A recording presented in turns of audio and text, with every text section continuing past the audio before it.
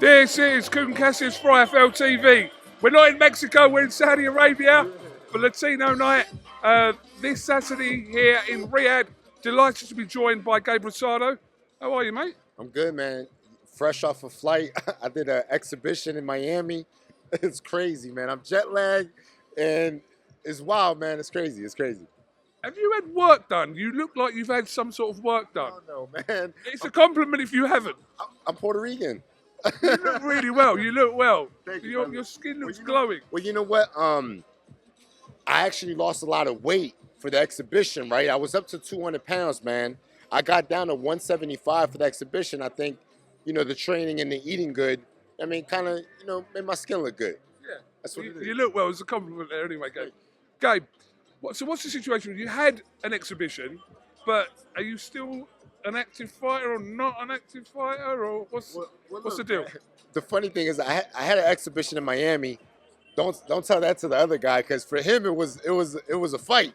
He came out gun blazing, man, and it was a fun time in Miami, But that was for fun.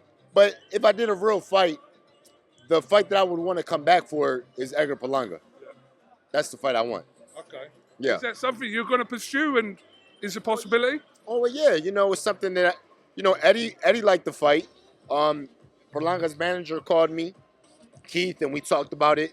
It's a matter of whether Berlanga's, if that's a fight that he's interested in doing. We talked, me, Berlanga, and his father, and it's a fight that they said we would do after the Canelo fight. So I'm just seeing if he holds on to his word, and we do it in Puerto Rico. Wow. Yeah. Well, they've got a show coming up in Puerto Rico. Not for that show, obviously, but they've got one. So there could be, at some point next year, that could be a possibility. No, it'd be dope. I think he has a date in February. So look, man, it gives me time right now to really get ready and prepare myself, and lock in. He fought a good fight against Canelo. A lot of people might say, man, Gabe, you had your time, whatever. But listen, this is the old head Puerto Rican, right? As we say in the East Coast. And he's the young blood, right? We might as well clash and do it in Puerto Rico, do it in the island. So I think it's dope. Why not? Why not? Listen, if it makes sense for both parties, why not? Yeah, for sure. And honestly, man, it's I think he has a style that suits me well, where I can really set traps and I feel like it's a fight that I can win. So it's a fight that it makes sense for me. I said I'm retired, but that's the fight that is intriguing for me, just because it'd be in the island of Puerto Rico, and we do it for the fans. Okay, well, listen, let's see how that plays out. Yeah. Gabe, I do want to ask you about a bit of a funny week in boxing with all this Mike Tyson and Jake Paul stuff. Have you been keeping up to date with it? Yeah, man. I know Jake. I see Jake in Puerto Rico. I got a house out there, so when I'm out there in PR, I run into Jake at the gym. I see him train. The dude works hard. He has a great gym out there. And look, man, Jake ain't a YouTuber. He's really a boxer, man. He can fight. He got a real boxing team. So this ain't sweet for Mike, because Mike's up there in age. You know what I'm saying? But one thing that I do favor Mike is obviously the experience. So at the end of the day, he's still Mike Tyson. So you are leaning towards Tyson in this, yeah? Man, it's hard to go against youth, because like I said, Jake could fight. And he could pop. He got power. But Mike, man, if Mike... You ever sparred Jake? No, I never sparred Jake. But look, man, if Mike could kind of do something similar to what he did in the exhibition he had with Roy Jones, where he was slipping and rolling, and there was an interview I just saw where Roy Jones said he was surprised how hard it was to hit Mike. So if Mike can give Jake that trouble where Jake's like, whoa, this guy's bobbing and weaving, and Mike throws one of them hooks, anything can happen. So look, man, and the thing is, the pace of the fight kind of favors Mike, because it's only 2-minute rounds. And it's a short fight. It's only about 15, 16-minute fight. So, Mike has a big advantage. It's crazy that we're even talking about this, isn't it? It is crazy, you know what I mean? There was a part of me where I was like, man, Mike's a legend. He's old.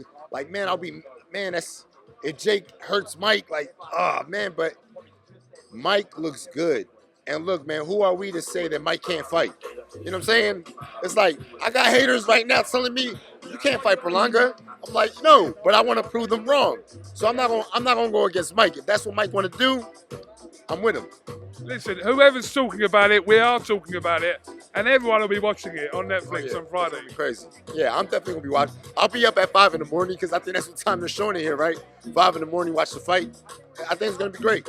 And then you got Amanda and Katie Taylor. Yeah. That's a great fight, and they're making a lot of money, breaking their record again, the biggest purse for women boxing, and that's a great fight. I gotta favor my Puerto Rican sister, Amanda Serrano. I thought she won the first one by a bit, but that's a great fight. And I like Katie Taylor. Katie Taylor's a great fighter. Just the last one before I let you go, Gabe. Obviously, headlining Saturday here in Riyadh is Gilberto Zurdo Ramirez against Chris Billam-Smith, unification class here in Saudi Arabia. Who are you backing in this one? You know what? It could go either way. They're both champions. I'm leaning a bit towards Zurdo just because he has a better footwork.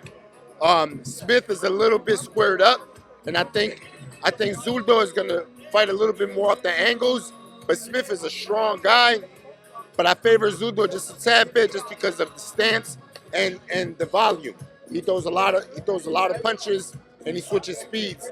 So I favor Zurdo by just a bit. Not long to find out. Do you know who you could call out, Gabe?